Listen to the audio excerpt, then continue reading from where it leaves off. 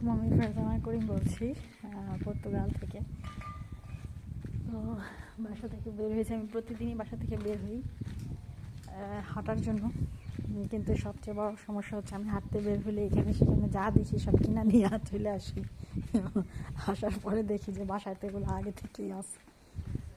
তো যাই হোক, এই কারণে হাঁটতে বের হইলে এরকম একটা থলের মতো নিয়ে রাখি, যাতে সুবিধা হয় যে কোনো কিছু পছন্দ হইলে কিনলে নিয়ে আসতে পারি।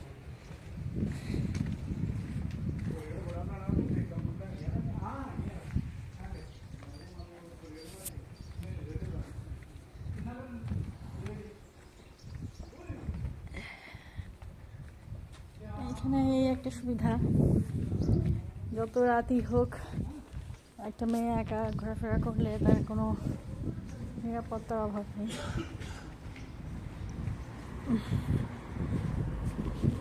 এই যে গাড়ি আসতেছে, গাড়ি একটা পার্ক করে রাখছে, এখন নড়াচড়ার জায়গাও নাই এই রাস্তাটা। এটা কোনো কথা? পার্ক করে রাখাটা কিন্তু অবৈধ, পাইলে পুলিশের খবর আছে।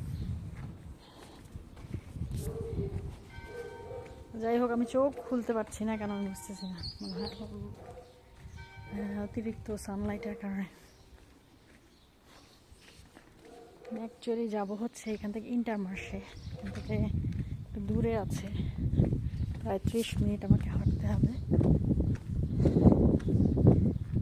এখানে যদিও রোদ দেখা যাচ্ছে উপরে আমার মাথার উপরে, কিন্তু অনেক বাতাস, এই জন্য আমি সোয়েটার নিয়ে রাখছি সাথে, তাতে একটু ঠান্ডা লাগলে তখন পড়তে পারি।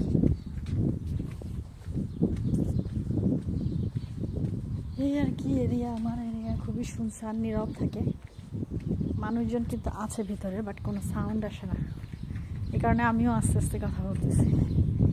এখানে আবার প্রতিবেশীরা কমপ্লেন করলে ধরে নিয়ে যাবে পুলিশ, জন্য ঘরের ভিতরে কোনো চিল্লাচিল্লি করা যাবে না, তারপরে কোনো ধরনের খেয়াল সৃষ্টি করা যাবে না। হচ্ছে আমার বাসার সামনের অংশ, এই যে দেখা যাচ্ছে এইটা হচ্ছে পার্কিং এরিয়া, এবং এখানে কিন্তু ফ্রি পার্কিং করে রাখতে পারবে গাড়ি, কেউ নিবে না, চুরি হবে না।